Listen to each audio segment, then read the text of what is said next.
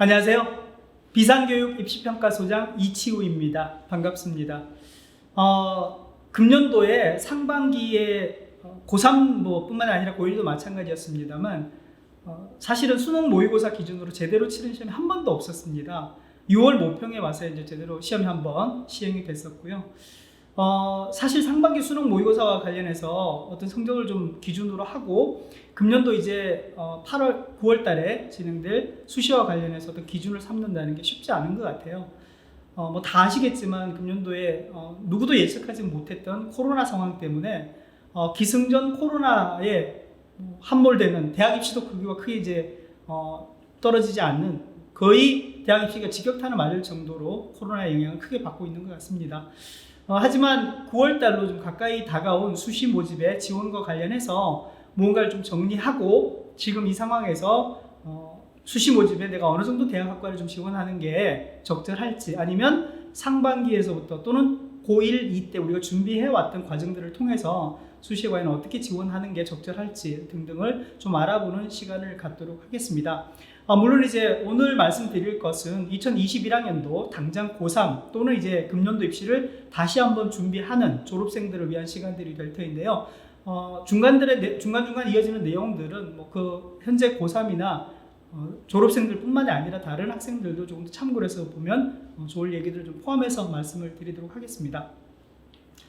오늘 말씀드릴 거는요, 크게 이제 한 4가지 정도로 정리를 해봤습니다. 그래서 첫 번째, 아까 말씀드린 대로 상반기에 학력평가 또 모의평가 이렇게 해서 치는 시험에 대해서 수능 모의고사입니다. 분석을 좀 하고요. 두 번째는 금년도 수시 모집에서 대학별로 발표한 전형 요강에 대해서 주요한 특징들을 조금 더 살펴보는 시간들을 갖고요. 세 번째는 금년도 수시 지원에서 대학별로 또는 전체 수시를 아울러서 어떻게 지원하는 좀 전략을 짜야 될지 이런 부분을 좀 살펴보도록 하겠습니다. 그리고 마지막으로 지금 내가 어느 대학에 어떤 학과를 지원하겠다 아니면 준비를 하고 있다 이런 상황에서도 보면 우리가 이제 대학별 고사라고 해서 대학이 준비한 시험들이 있습니다. 수시 모집에서 보면 주로 이제 논술이나 또는 면접이라든지 이런 시험들이 있는데 그런 시험들 앞으로 이제 어떻게 준비를 좀 해나가야 될지 크게 이제 4가지로 나눠서 말씀을 드리도록 하겠습니다. 자, 첫 번째로요, 금년도 상반기에 치렀던 학력평가와 모의평가와 분석에 관련되는 내용 말씀을 좀 드리겠습니다. 아까 제가 모두에 말씀드렸던 것처럼요, 코로나19의 영향으로 수능 모의고사, 특히 이제 고3들 발등에 물이 떨어진 입시를 시작했지만 실제로는 수능 모의고사 시행이 제대로 이루어진 게 거의 없었어요. 6월 모의평가가 실제로 졸업생, 재학생 이렇게 전부 다 해서 거의 처음인 시험이 됐었고요. 그 결과를 토대로 해서 지금 수시 모집에 어느 정도 대학학과를 가야 될지에 대한 좀 기준들을 좀 삼아야 될 상황인 것 같고요. 6월 모의평가의 결과를 받았을 거고 고3들은 7월 달에도 저희가 이제 학력평가를 시험을 치렀습니다만 결과는 곧 받을 것 같긴 합니다. 그래서 재학생만 치른 시험 또는 재학생과 졸업생이 함께 치른 시험 등의 상반기에 치렀던 학력평가나 모의평가의 성적들을 가지고 내가 영역별로 어느 정도의 등급을 받을 수 있는지에 대한 수능에 대한 점검이 필요하겠고요. 또 영역별 성적을 다 모아서 국어, 수학, 탐구 영역의 성적과 영어 등급까지 포함해서 정시 모집에 어느 정도 대학을 갈 수 있는지, 물론 정시 준비를 하지 않고 수시만 준비하는 친구들도 있긴 합니다만 정시 모집에 어느 정도 대학과를 갈 수 있을지를 점검해보고 수시하고 같이 아울러서 함께 점검하는 것도 좀 필요해 보이고요.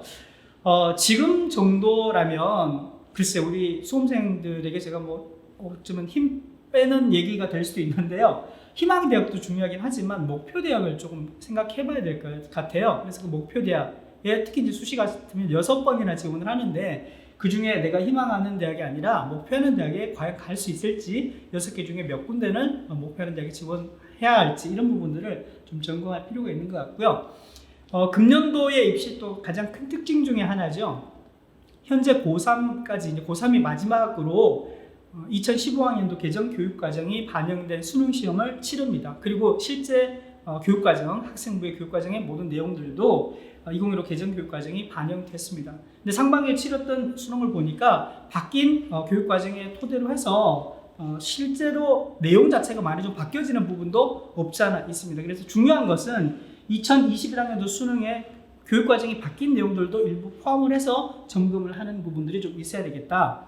근데 그게 이제 뭐 영역마다 많은 부분은 아니지만 여기 표현된 대로 이제 신유형의 문항들이 일부 출제가 된다는 점을 좀 눈여겨 보셔야 될 것 같고요. 이 코로나19가 뭐 금년뿐만 아니라 내년 또는 몇 년까지 이어질 수 있다고 지금 보여지고 뭐 그렇게 말씀하시는 부분들이 되게 많으신데요. 금년 우리만 놓고 보더라도 남아있는 시간 동안에도 코로나와 함께 해야 될 것 같아요. 뭐 좋아서 그런 건 아니지만 어쨌거나 이 코로나19의 상황 속에서 남아있는 시간 동안에 뭐 수능이 되건 아니면 대학별 고사든 간에 전체적으로 어떻게 공부해 나가는 학습의 과정들, 특히 수능과 관련해서는 시간이 제한되어 있잖아요. 12월 3일이 수능 시험 날이기 때문에 그 시간까지 어떻게 공부해 나갈지를 구체적으로 조금 설계를 해서 계획을 해서 실행하는 게 중요하다고 볼 수 있고요. 또 한 가지는 상반기 우리 치렀던 시험을 토대로 해서 수시냐 정시냐에 대해서 명확하게 조금 결정을 해야 될 것 같아요. 정시 수능의 어느 정도 가능성과 좀 염두에 두고 가는 친구들도 있는 반면에 그렇지 않을 경우에는 아예 그냥 상반기에 치렀던 시험 성적을 봐서 수능을 뭐 좀 내려놓는다든지 비중을 좀 덜 하고요. 수시에 집중할 수도 있는 거고, 반대로 상반기에 수능 모의고사가 제대로 작동을 하지 않았지만 공부를 해보니까 그래도 가능성이 좀 보인다 그러면 정시 모집에 무게중심을 좀 둘 필요도 있다고 생각이 됩니다. 그래서 학생들은 지금 상황에 따라서 다르겠지만 수험생 각자의 상황에 맞춰서 수시냐 정시냐에 좀 비중을 선택을 하고 선택과 집중을 할 수 있는 전략을 좀 짜야 될 것 같습니다. 네, 상반기의 시험들을 좀 정리해 보겠습니다. 국어 영역부터 먼저 좀 정리해 보면요. 보시는 대로 3월, 4월 두 개는 학평이고요. 6월은 모평, 그리고 맨 아래 나와 있는 것은 2020학년, 지난해 지금 현재 대학 1학년 학생들이 진학했을 당시에 치렀던 수능 시험, 실제 수능의 성적입니다. 근데 이제 3월 학평은 저희가 이제 예상한 겁니다. 실제로 시험을 치르고 4월 달에 치렀죠. 3월 학평은 4월은 또 5월 달에 치러지고 이렇게 연차적으로 수년이 됐는데요. 3월 달에 치른 시험 결과 자체가 공개가 안 됐습니다. 그래서 이제 저희가 예측을 한 내용이라고 좀 생각을 하시면 될 것 같고요. 4월 학평, 6월 학평은 실제 결과가 이제 나와 있는 거고요. 2020 수능도 마찬가지로 좀 참고로 해서 보셔야 될 부분도 있습니다. 이제 제가 말씀드리려고 하는 것은 영역별로 어느 정도의 난이도를 가지고 준비를 해나가야 되는지, 그리고 상반기에 치렀던 시험들의 좀 특징들을 좀 보시고 나서 해당 영역별로 좀 어떻게 준비를 해야 될지에 주안점을 좀 두시면 될 것 같습니다. 먼저 국어 영역 아까 말씀드렸던 대로 이 3월, 4월, 6월 그다음에 2020 수능을 보시면요. 원점수 평균 100점 만점의 평균인데 60점 전후로 해서 있어요. 시험이 조금 어려웠던 게 보니까 6월 모평이었네요. 평균이 56.2의 표준 편차가 22.5 나와 있는데 전체 응시로는 한 40만에 조금 못 되는 상황입니다. 근데 이제 여기 그 원점수 평균을 보시면 다른 시험에 비해서 평균이 좀 많이 떨어져서, 물론 재학생이냐 재학생과 졸업생이냐의 응시 집단의 차이는 좀 있습니다만 6월 모평의 56점이라는 평균 자체는 다른 시험에 비해서 점수가 좀 낮은데 이건 조금 감안해서 보셔야 될 게 실제로 공부가 좀 제대로 된 친구들이 있는가 하면 코로나19의 특수 상황 때문에 중위권 학생들이 공부를 제대로 이어나간 친구들이 많지 않은 것 같아요. 그래서 중위권에 공부를 열심히 해서 상위권 쪽으로 올라간다기보다는 중위권에서는 아예 그냥 성적이 좀 많이 떨어지는 친구들도 꽤 있었던 것 같아요. 그래서 전체적인 평균이기 때문에 다른 시험에 비해서 조금 더 낮아졌다라고 보시면 좋을 것 같고요. 근데 일부에서는 그냥 실제로 난이도도 어려웠지 않느냐 이렇게 보시는 시각도 있는데 요 밑에 있는 등급을 보시면 이제 그런 정도까지는 아니다 정도로 보시면 될 것 같은데요. 한번 보겠습니다. 보시면 지금 이제 6월 모평과 지난해 수능을 비교해 보시면 그 등급 컷입니다. 이건 이제 상대평가에 나오는 등급 컷이기 때문에 1등급, 2등급 두 개를 비교를 해보면 지난해 91, 85, 1등급, 2등급이잖아요. 등급 컷 원점수 기준으로 6월 모평 보면 92, 85입니다. 대동소이하죠. 그래서 아까 말씀드렸던 대로 2020학년도 수능이나 6월 모평이나 두 개 평균 비교해 보면 여기서는 3점 정도, 3.4 정도의 차이가 나지만 실제로 등급 컷을 보면 상위권에서는 거의 유사한 거죠. 다만 아까 말씀드렸던 중위권의 3등급 75, 64, 51 이렇게 5등급까지 보면 원점수가 떨어지죠. 이제 그만큼 요 중위권의 학생들의 등급컷 점수 자체가 낮아지는 거는 아까 말씀드렸던 대로 중위권에서 열심히 시간을 좀 할애해서 수능 공부를 해야 되기보다는 공부가 좀 안 되고 하위권으로 떨어지는 친구들이 꽤 많은 거죠. 그래서 점차적으로 상위권 학생들은 그래도 수준을 좀 유지하고 있는 반면에 중하위권 아래 학생들은 점차적으로 성적이 좀 계속 더 떨어질 수도 있다는 걸 좀 전제를 해야 될 것 같아요. 그래서 6모 지난해 수능의 차이를 좀 비교를 해봤는데요. 이 등급 컷의 차이를 보면 1, 2등급의 차이, 2, 3등급의 차이, 3, 4등급의 차이를 보시면 상위권 1, 2등급의 차이가 6월 모평에서도 보면 7점 차이 났잖아요. 그 다음 2, 3등급도 10점 나고, 그 다음 3, 4등급 11점, 4, 5등급이 13점 차이가 나죠. 이것도 지난해 수능하고 비교해 보시면 점수 차이가 2점, 뭐 3점 이렇게 점수 차이가 좀 더 나죠. 근데 결국 이렇게 차이가 나는 것 자체가 실제로 우리 학생들의 학습 상황에서 보면 등급이 조금 낮아질 수밖에 없는 중위권의 하락, 뭐 이런 정도로 보시면 될 것 같고요. 전체를 다 아울러 보면 3월이 예측이라고 제가 말씀을 드렸지만 3월이나 4월이나 6월 2020 지난해 수능까지 놓고 보면 국어는요 영역별 편차가 있긴 있습니다만 거의 없다고 봐도 되고요. 6월 모의평가에서 중위권의 성적이 조금 더 하락한 걸 빼고 나면 전체적인 난이도는 조금 유지가 되고 있는 상황이다 이렇게 봐도 될 것 같습니다. 그 다음 수학의 가형인데요. 수학 가형을 보시면 국어하고 똑같은 기준으로 보시면 될 것 같아요. 원점수 평균 한번 볼게요. 보시면 지난해 수능은 58.5점으로 평균이 지금 비교해 놓은 것 중에서는 가장 높죠. 100점 만점에 58.5. 근데 6월 모평 보면 52.2. 그다음 3월이나 4월 학평은 47점 내외 정도 되잖아요. 근데 이게 재학생만 치는 시험이기 때문에 결국은 성적이 높지 않다고 보셔도 무방합니다. 그러면 6모에 비해서 2020학년도 수능이 더 쉬웠느냐? 거꾸로 얘기하면 6모가 2020학년도 수능에 비해서 더 어려웠느냐? 그렇지는 않습니다.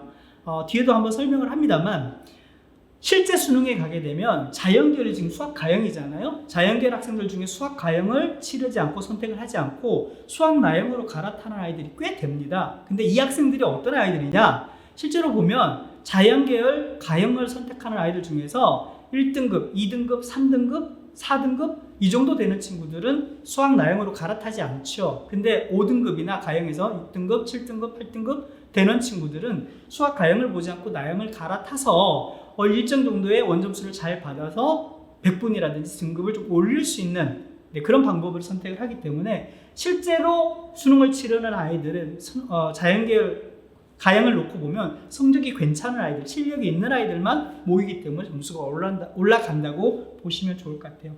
자, 역시 국어처럼 등급 컷 비교를 해봤는데요. 6월 모평이 가형에서는 좀 어려웠어요. 그래서 88점을 보이고 있고 4월 학평이나 3월 학평도 보면 점수가 좀 떨어지고 특히 4월 학평이 약간 가형이 좀 더 어려웠었죠. 전체적으로 놓고 보면 6월 모평이 80, 72, 61, 47 이렇게 1, 2, 3, 4, 5 등급을 보이고 있는데 지난해 수능을 보면 85, 80, 71, 55까지 1, 2, 3, 4, 5 등급의 점수 차이가 보면 6월 모평에 비해서는 훨씬 더 높은 점수, 거의 10점 가까이 점수가 중위권에서는 높아지잖아요. 이제 이 이유도 아까 말씀드렸던 것처럼 자연계열에서 가형에서 실력이 괜찮은 친구들이 다 시험을 가형을 치르지만 5등급 이하 학생들은 나형으로 빠져버리니까 자연스럽게 등급 컷 자체가 원점수에서 올라가는 모양을 보이고 있다고 보시면 될 것 같아요. 그래서 6모에서도 실제 수능 가면 이렇게 바뀌질 가능성이 있고요. 점수 실력이 올랐다든지 난이도가 달라지지 않는 상황에서는 거의 점수가 더 올라간다고 보셔야 될 것 같아요. 그래서 6월 모평에서 받았던 성적보다 실제 수능으로 가게 되면 가형은 100분이나 등급이 낮아질 가능성도 있다. 이렇게 보시면 좋을 것 같고요. 3월, 4월에 보면 등급 간의 점수 차이들이 실제 수능이나 6모에 비해서는 조금 더 나죠. 이쪽 부분은 아마 재학생들만의 시험을 치르기 때문에 점수 차이가 조금 더 크게 벌어진다고 보시면 좋을 것 같고요. 6모, 그 다음에 지난해 실제 수능을 보면 점수 차이가 크게 벌어지지 않고 대부분 비슷하게 갑니다. 그죠? 1등급이 7점 정도, 8점 정도였었고, 1, 2등급이. 그 다음에 2, 3등급 보더라도 8.5점 정도인데, 실제 수능은 아까 말씀드렸던 대로 집단 자체가 공부를 잘하는 아이들만 좀 많이 남아있는 상황이기 때문에 좀 달라진다고 보셔야 될 것 같고요. 여기서 핵심은 가형에 대한 부담감이라든지 학생들 중에서 자연계열 학생들 중에서 가형을 치르지 않고 나형으로 갈아타는 이런 친구들이 꽤 나오는데 실제로 그걸 선택해야 되느냐 말아야 되느냐는 6모를 가지고 판단을 하셔도 되는데 실제 수능으로 가게 되면 밑에 있는 하위권 학생들이 좀 빠져버리게 되면 등급이라든지 100분위가 떨어져도 상관없거든요. 왜? 가형을 본 친구들만의 경쟁이 될 수 있기 때문에 그래서 너무 부담 갖지 마시고 가급적 가형을 계속 시험을 보는 것도 좀 고려를 해보자 이런 팁을 좀 드립니다. 자, 수학 나형인데요. 인문계열 시험이에요. 수학 나형에서는 인문계열 학생들이 치르는 시험에서 보면 자연계열 학생들이 봤던 가형에 비해서 딱 보시면 먼저 이제 원점수에 110점 만점에 평균 점수가 많이 좀 낮죠. 좀 떨어지는 편입니다. 그래서 기본적으로 수학을 놓고 보면 가형에 비해서 나형의 원점수 평균은 좀 떨어지고요. 표준 편차도 보면 조금 더 벌어지죠. 그래서 수학만 놓고 보더라도 인문계열 학생들이 자연계열에 비해서는 성적의 편차가 좀 심하다라고 일단 봐야 될 것 같고요. 역시 등급 컷도 지난해 수능에 비해서 6월 모평이 조금 더 쉽게 나온 것 같긴 해요. 전체적인 난이도에 대해서는. 하지만 실제로는 점수 차이가 뭐 그냥 10점 정도 등급 컷 점수 차이가 지난해 수능과 실제 6월 모평과 점수 차이가 나긴 하지만 실제 수능들이 이렇게 똑같이 이어지는 점, 이건 사실 물음표이긴 하고요. 수학 나형만 놓고 보면 사실은 지난해보다는 2015 개정교육과정으로 바뀌면서 교육과정이 수학이 좀 달라지면서 수학 가형에 비해서 좀 어려워지는 상황이거든요. 이제 그러다 보니까 바뀐 교육과정에서 수학 나형에 대한 부담들을 좀 가지는 친구들이 많아서 수학을 조금 더 쉽게 출제하자. 언제? 6월 모평 때. 뭐 이런 기조들이 조금 있었던 것 같아요. 근데 실제는 예상했던 것보다는 조금 더 쉬웠던 걸로 좀 보여지긴 합니다. 근데 하지만 실제 수능으로 뭐 가게 되면 좀 달라질 수 있다고 보셔야 될 것 같고요. 인문계열에서의 가장 큰 특징은 좀 말씀드리면 1등급과 2등급은 시험의 난이도, 쉬우냐 어려우냐에 따라서 영향을 좀 많이 받잖아요. 근데 3등급에서 4등급으로 내려가는, 특히 이제 4등급 정도 점수를 보면 3월 학평은 저희가 예측한 거라고 말씀드렸잖아요. 49점이에요. 4월 48점이에요. 실제 결과입니다. 6월에는 50점이고 실제 수능도 51점이잖아요. 4등급 정도의 커트라인 오면 시험이 어려우나 쉬우나 크게 흔들리지 않습니다. 왜 그런지 아시죠? 이 중위권 정도, 중하위권 정도 가게 되면 실력이라기보다는 이게 오지선다 또는 뭐 객관식, 주관식이 있긴 합니다만 객관식 형태를 띈 수능 시험이기 때문에 그냥 일반적으로 맞출 수 있는 실력은 그 30문항 중에서 한계가 분명히 존재하기 때문에 그 아래 등급은 크게 이제 편차가 흔들리지 않는다고 보셔야 될 것 같고요. 난이도에 따라서 1, 2등급의 점수 차이는 여기 보신 것처럼 육문화, 실제 수능이나 조금 더 달라질 수 있긴 한데 이제 수학 나형에서 아까 말씀드렸던 대로 뭐 성적이 좀 안 되는 친구들이 수학 나형으로 조금 더 갈아타기 위해서 오잖아요. 근데 이 학생들이 원래 수학 나형을 치르는 인문계열 학생분들보다는 수능 실력이 조금 더 괜찮은 것 같아요. 뭐 이게 단적으로 말씀드릴 건 아니지만 전체적으로 이제 비교를 해서 보면은 그래서 이제 수학 나형을 치르는 인문계열 학생들 중에서 상대적으로 손해를 보는 친구들도 없지 않아 있긴 한 것 같아요. 전반적으로는 6월 모평의 난이도를 보고 준비를 해나가도 괜찮을 것 같은데 6월 모평의 난이도를 보되 작년도의 실제 수능처럼 물론 자연계열 가형을 보지 않고 나형을 오는 친구들도 있지만 난이도 자체는 조금 더 어려워질 수 있다는 점을 염두에 두고 준비를 하는 게 좋겠다, 이렇게 팁을 드릴 수 있겠습니다. 자, 영어는요 절대평가죠. 그래서 1등급은 90, 2등급은 80, 3등급은 70 이렇게 점수가 정해져 있어요. 그래서 시험을 보고 나면 내 등급이 바로 이제 결정이 되는데 여기서 좀 참고해야 될 것은 실제 결과가 나왔던 4월 학평과 6월 모평 그리고 지난해 수능까지 비교를 해보면 영어 1등급을 받는 학생들의 비율 자체가 지난해 수능이 7.4%였거든요. 1등급 90점 이상의 학생들의 비율이. 근데 이제 4월 학평이나 6월 모평을 보면 6%, 뭐 6.6이니까 7%라고 하고 여기는 9%잖아요. 두 개 중간 정도 되는 게 지난해 수능이었어요. 그래서 전체 한 7%나 8% 정도가 1등급을 응시자들의 7, 8% 정도가 1등급이 나오게끔 출제를 하자는 그 기준을 유지를 하고 있고요. 대체로 성적이 좀 그렇게 나오고 있는 것 같아요. 4월 학평이든 6월 모평이든 비교를 해봐도 크게 다르지 않다고 보여지고요. 아마 이 기준 자체는 뭐 계속 금년도 지금 남아있는 9월 모평이나 또는 10월 학평이나 실제 수능까지도 이어질 수 있는 것 같아요. 근데 다만 학생들에 따라서는 조금 차이가 있긴 한데 수시 모집에서 이제 등급을 기준으로 해서 접근해서 뭐 두 개 영역의 합이 4다 또는 두 개 영역의 합이 6이다 이렇게 가면 영어와 탐구 영역, 인문계열 같으면 영어와 사회탐구, 자연계열 같으면 영어와 과학탐구를 이렇게 이제 두 개를 합산을 해서 등급 합을 넘는 게 좀 그래도 그나마 등급 수능 최장의 기준을 맞추기는 좀 유리한 것 같아요. 그래서 영어 실력이 뭐 안 되는 친구들도 있을 텐데 여기 보시면 60점, 70점 이렇게 이제 절대평가의 점수가 있잖아요. 상대평가가 아니기 때문에 이 점수만 넘기면 등급 달성이 가능하기 때문에 들 입장에서는 영어를 조금 버리지 않고 끝까지 좀 관리를 해 나가는 방법도 수시 모집의 수능 최장력 기준을 달성하기 위해서는 조금 관리를 해야 된다. 그리고 영어 영역 선택이 나쁘지 않다. 뭐 이렇게 좀 팁을 말씀드릴 수 있겠습니다. 자, 6월 모평과 관련되는 부분이 사실은 우리 수험생들 입장에서는 금년도 입시를 준비하는 친구들 입장에서는 가장 중요한 시험이죠. 근데 큰 중요한 잣대가 되는데 그래서 출제 경향만 좀 정리를 해서 다시 한 번 더 말씀을 좀 드리려고 해요. 네, 국어 영역 먼저 말씀드리면요. 2015 개정교육과정이 반영됐다고 말씀드렸잖아요. 근데 이 2015 개정교육과정이 전체적인 출제 자체는 지난해 수능 체제를 따르되 바뀐 교육 과정에 반영을 했어요. 근데 그러다 보니까 새로운 유형이라든지 아니면 새로운 시도 뭐 이런 것들이 좀 눈에 보이긴 하는데 기본적으로 수능 체제가 바뀐 게 아니기 때문에 눈에 띄게 뭐 이건 정말 전혀 다르네요 뭐 이런 것보다는 새로운 시도가 많이 보여진다고 보시면 좋을 것 같고요. 문항을 좀 예를 들어서 보면 화법하고 작문 두 개를 이제 두 개 영역을 같이 이제 지문에서 복합 지문으로 출제를 해서 하는 7번으로 봐야 될 것 같고요. 작문 범위로 포함되는 8번 문항 이런 문항들은 지난해하고 조금 다르게 출제를 하려고 했는데 뭐 난이도가 어렵다기보다는 새로운 시도 이런 정도로 보셔야 될 것 같고요. 원래 이제 언어와 매체라는 교육 과정에 교과서가 바뀌어졌는데도 수능의 체제는 지난 체제들을 계속 유지하기 때문에 문법에서만 지금 출제가 되는 거거든요. 그래서 언어와 매체 교과서에서도 이 문법 영역 위주만 해서 조금 더 한번 정리를 할 필요가 있는 것 같아요. 그래서 이 문법 교과서, 언어와 매체 교과서에 나오는 문법 부분을 응용 변형 출제하는 부분들이 눈에 띈다는 걸 좀 특징적으로 볼 수 있고요.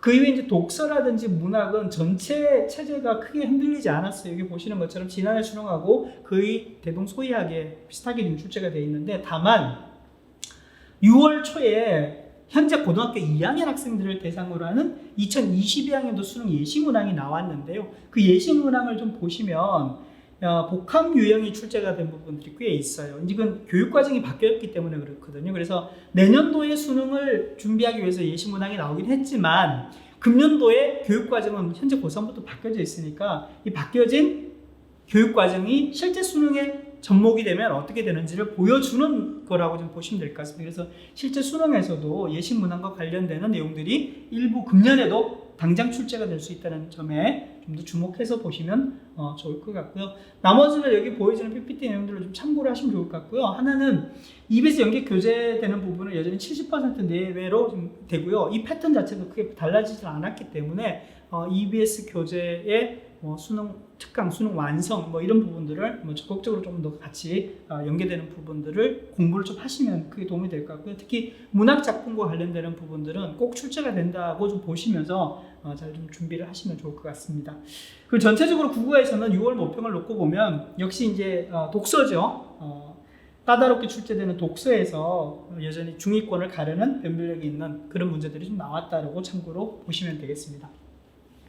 자, 수학 역시요. 전반적인 출제는 2020 수능에서 이 체제를 좀 유지해서 가자라는 건데 여기서 좀 달라진 거는 아까 말씀드렸던 대로 교육과정이 달라졌잖아요. 그래서 수학 가형과 나형의 공통 문항이 지난해 수능에서는 3문제였어요. 서론 문항 중에서 3개가 공통 문항으로 가나에서 출제가 되는데 지금은 가나의 공통 문항이 8문항으로 늘어났어요. 수원에서 4개, 학동에서 4개에서 8문항으로 늘어난 게 가장 큰 특징이죠. 이제 이러다 보니까 아까 제가 앞서 말씀드렸던 것처럼 자연계열 학생 중에서는 가형과 나형이 공통이 8개나 되니까 이걸 나형으로 바꿔서 보면 훨씬 더 이점이 있겠구나, 성적을 더 올릴 수 있겠구나 이런 고민들을 살짝 하는 친구들이 있어요. 그래서 갈아타보자라는 걸 적극적으로 좀 하게 될 텐데 요는 6월 모의평가가 수학 가형이든 나형이든 수학은 전범위가 아니었거든요. 실제 수능 12월 3일날 치를 시험 범위를 전체가 다 아니라 뒤쪽 부분에 좀 빠진 게 있기 때문에 실제 수능에서 나오는 출제 범위와 똑같이 출제되는 것은 9월 모의평가거든요. 그러니까 9월 모의평가에서 어느 정도까지 성적이 좀 나오는지 아니면 테스트를 해보시고 난 다음에 수능을 마지막 좀 정리하는 게 좀 필요한데 시간 타이밍이 조금 더 이제 안 맞을 수도 있으니까 9월 모평까지는 가지 않더라도 9월 모평에 근접한 시점에서 가형과 나형을 과연 이제 가형에서 나형을 갈아타야 될지 가형 나형 중에서 어느 걸 선택하는 게 더 유리할지를 좀 보고 판단을 해야 된다 이렇게 볼 수 있습니다. 그래서 9월 모평이나 실제 수능에서 똑같이 이렇게 8문항이 공통문항이 출제되지 않을 수도 있다는 점을 좀 염두에 두고 고민을 해보자 이렇게 보시면 좋을 것 같고요.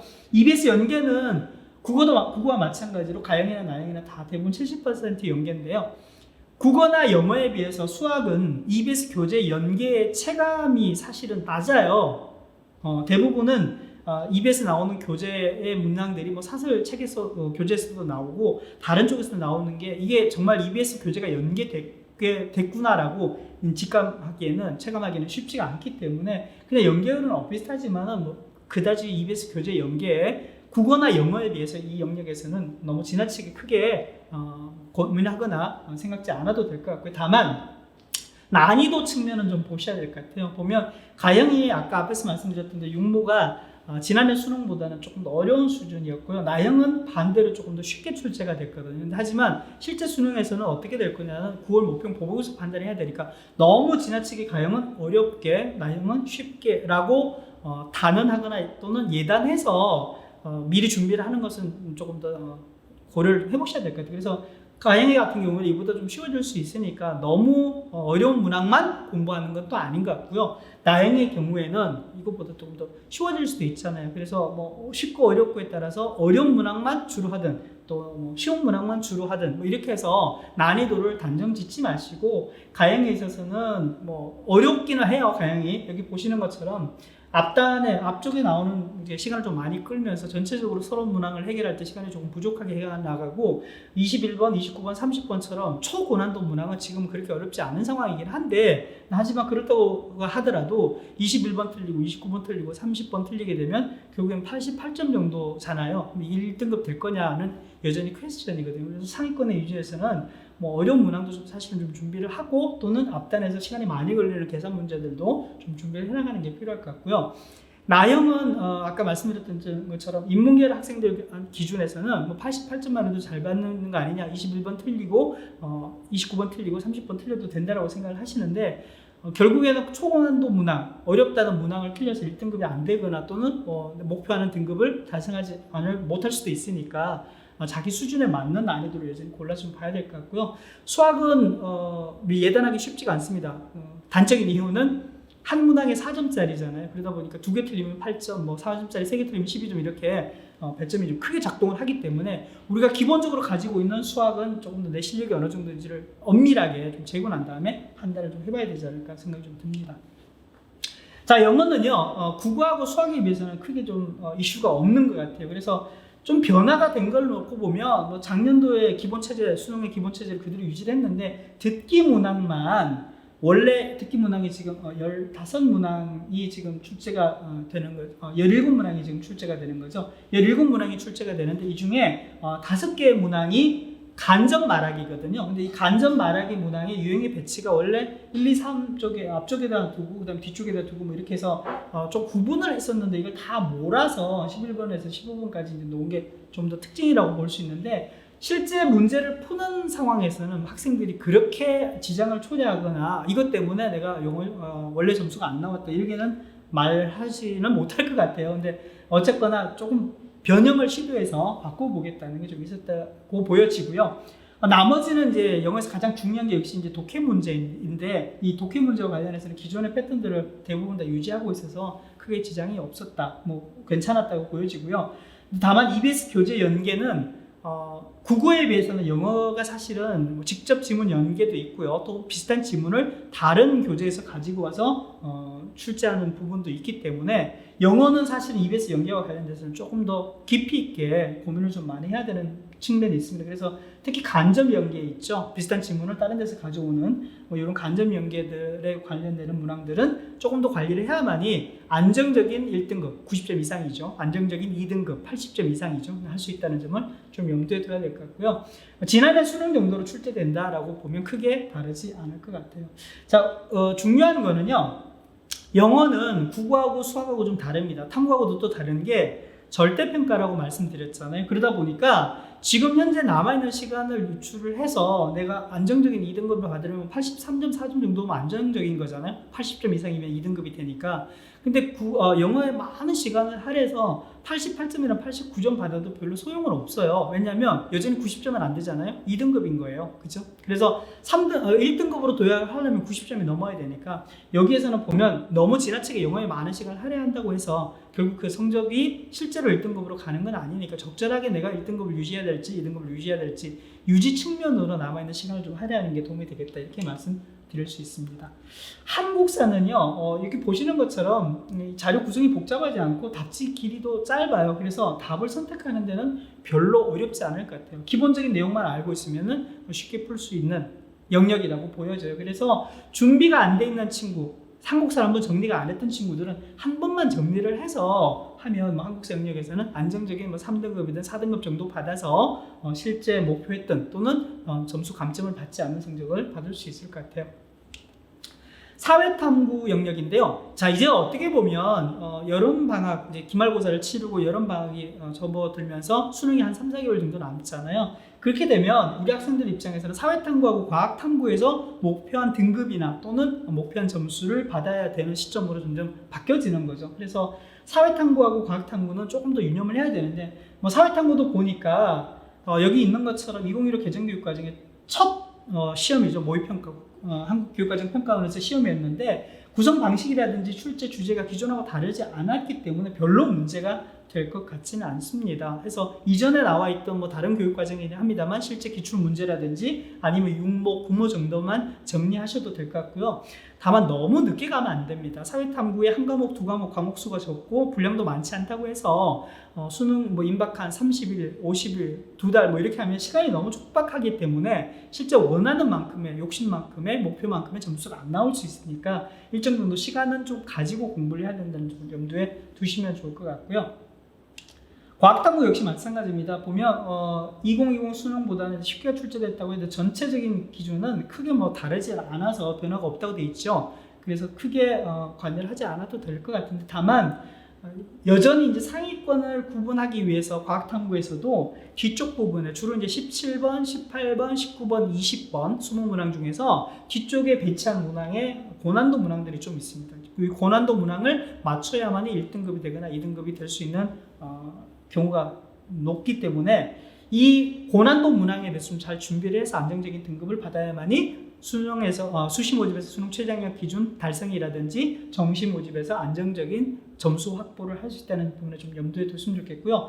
사회탐구와 마찬가지로 과학탐구는 시간이 좀 중요하긴 합니다. 2달, 석 달 정도면 뭐 짧은 시간은 아니지만 그렇다고 그렇게 긴 시간은 아니거든요. 그래서 조금 더 빠르게 내가 선택할 과목들을 선택을 하고 좀 시간들을 할애를 해서 공부를 해나가야만이 안정적인 점수라든지 등급을 좀 확보를 할 수 있다, 이렇게 접근하면 좋을 것 같습니다. 자, 학력평가 또 모의평가 상반기에 치렀던 시험들을 좀 정리를 해봤는데요. 어때요? 수능 공부하기 만만치 않죠? 오늘 원래 우리 주제가 이제 뭐 상반기 학력평가든지 모의평가도 있지만 실제 수시 지원과 관련된 얘기들도 있는데, 왜 제가 이제 학력평가들을 한번 좀 정리를 해서 상반기에 우리 치렀던 시험들을 한번 훑어보냐면, 결국에는 정시 모집에 어느 정도 수준을 갈 수 있느냐를 좀 염두에 두고 수시 모집에 지원하는 것도 수능 실력이 웬만큼 되는 친구들 입장에서 보면 좀 고려해야 될 상황이거든요. 그래서 학력평가 상반기에 치렀던 시험 또는 모의평가의 9월 모의평가의 성적이든 간에 조금 또 보고 나서 수시 지원을 좀 제대로 해보자라는 말씀을 좀 드릴 수 있고요. 실제 수능이냐 또는 모평이냐 사설 모의고사냐 교육청 학력평가냐 재학생이냐 졸업생까지 같이 들어왔냐 시험에 따라서 성적은 좀 다르긴 합니다만 국어 수학 탐구 성적과 함께 영어 등급까지 좀 고려를 해서 종합적으로 이 정도 성적이면 정시 모집에 어느 정도 대학을 갈 수 있을지를 좀 가늠해보고 판단하는 게 중요하다. 정시 모집에 어느 정도 갈 수 있는지를 보고 수시 모집에서 내가 적절한 지원선을 찾자, 이런 정도로 접근을 하기 위해서 상반기에 치렀던 시험으로 정시 모집에 가능한 대학들을 한번 점검해보자. 물론 필요 없는 친구들도 분명히 있습니다. 그래서 수능은 나는 신경을 안 쓰는데요, 저는 수시 모집만 염두에 두고 있는데요, 경우에는 이 판단을 하지 않아도 됩니다만 전반적인 상황에서 정시 수능까지 고려를 한다면은 반드시 좀 살펴봐야 되고요. 그렇지 않은 친구들은 아까 제가 말씀드렸던 대로 수시 모집에서 수능 최저학력 기준을 달성하기 위해서 과연 어떤 영역에 어떤 등급들을 목표를 해야 될지, 달성할 수 있을지를 점검하는 게 중요하다, 이렇게 보시면 좋을 것 같습니다. 팁으로 몇 가지 더 말씀드리면, 수능 재학생 숫자가 계속 줄어들면서 지난해 실제 수능 치렀던 학생들이 48만 명 정도인데요, 금년에는 인원들이 한 6만 명 가까이 더 빠지면서 대략 한 43만 명 정도가 시험을 치를 것 같아요. 구체적으로 42만 8천 정도로 저희가 예상을 해봤는데, 인원이 줄면은 당연히 이제 상대평가에서 1등급을 받는 학생들의 숫자도 좀 줄어들잖아요. 그래서 목표로 했던 등급이 수시 모집에 최저를 기준을 맞추는 수능 등급이 있다면 그 등급을 달성하기 위해서는 나름대로 전략들이 좀 필요하다. 왜? 학생 수, 수능을 치르는 인원수가 많이 좀 줄어들기 때문에 등급 받기는 지난해보다는 조금 더 어려운 구조다 정도로 좀 보시면 좋을 것 같고요. 졸업생들이 강세고 졸업생들의 성적이 뭐 이전에 여전히 좋지 않느냐, 이전보다 훨씬 더 좋아지지 않겠냐 이런 얘기를 많이 하는데요. 2019학년도 지금 현재 발표된 자료로서는 가장 최근치인데 보시면 국어, 수학, 가, 수학, 나를 보면 대략 재학생에 비해서 졸업생이 평균 10점 이상씩 높죠. 그럴 수밖에 없습니다. 학생부에 신경 안 쓰고 수능에만 1년 넘게 동안 집중해서 공부를 하기 때문에 훨씬 더 좋은 성적이 나올 수밖에 없는 구조라고 보셔야 될 것 같고요. 그렇다면 상대적으로 재학생이 좀 불리하지 않느냐? 아까 말씀드렸던 대로 재학생은 그래도 졸업생 못지않게 상위권에서 공부를 잘하고 1, 2등급을 챙겨나가는 친구들도 있지만은 재학생 중에서는 수시 모집에 수능 등급이 필요 없다는 전제하에 그냥 아예 놔두고 그냥 수능에 신경을 많이 안 쓰고 수시 모집에 전념하는 친구들 때문에 전체적인 평균들은 졸업생에 비해서 재학생이 훨씬 더 낮아지는 구조다 이렇게 보시면 좋을 것 같습니다. 국어, 수학, 가나의 영어까지 이제 등급별로 한번 봤는데 영어는 절대평가이긴 합니다만 재학생에 비해서 졸업생이 1, 2등급자 보면 2배 이상씩 더 많아요. 그죠? 그러니까 2배 이상씩 더 많이 졸업생들이 재학생보다 숫자가 많다는 거죠. 그래서 상대적으로 수능에서는 등급 따는 구조가 훨씬 더 재학생이 어렵습니다. 그래서 수시 모집에서도 학생부 교과 전형을 중심으로 해서 수능 최저학력 기준이 있다. 이럴 경우에는 반드시 전략적으로 졸업생들한테 밀리지 않아야만이 수능 최저 기준을 달성할 수 있다라고 참고를 해서 보시면 좋을 것 같습니다. 자, 아까 말씀드렸던 거 하나 이제 자료로 검증을 좀 해보면요. 수학 가형에서 수학 나형으로 갈아타는 친구들이 자연계열 학생들 중에서 있다고 말씀드렸잖아요. 그래서 그 작년까지 놓고 보면 대략 한 6만 명 가까이죠. 자연계열 학생들 중에서 과학탐구 치르는 학생들이 21만 명인데 가형만 보는 친구들이 15만 명 정도니까 6만 명 정도는 과학탐구를 보고 수학 가형을 보지 않고 나형으로 갈아탔다는 얘기입니다. 아니면 이제 아예 안 봤던가 그런 구조일 텐데 대략 한 6만 명 정도가 수학 가형이 않고 나형으로 빠져나갔다는 전제에서 놓고 보면 학생들 입장에서 금년에도 저 숫자는 아니지만 5만 명 가까이가 갈아탈 수 있는데요. 갈아타게 되면 등급이 올라가는 거 맞습니다. 근데 하지만 수학 가형을 반드시 치러야 된다는 전제 조건이면 수학 가형을 치르지 않고 수학 나형을 해서 등급을 잘 받아봐야 소용이 없는 거죠. 그래서 나중에 정시 모집을 가게 되면 가형을 보면 또 가산점을 주는 대학들이 있기 때문에 정말 내가 가형을 보지 않고 나형으로 갈아탈 수 있는지는 자연계열 학생이라도 좀 꼼꼼히 점검을 해봐야 된다 이렇게 볼 수 있고요. 6월 모평 이후의 성적으로 11월, 금년에 12월로 바뀌었죠.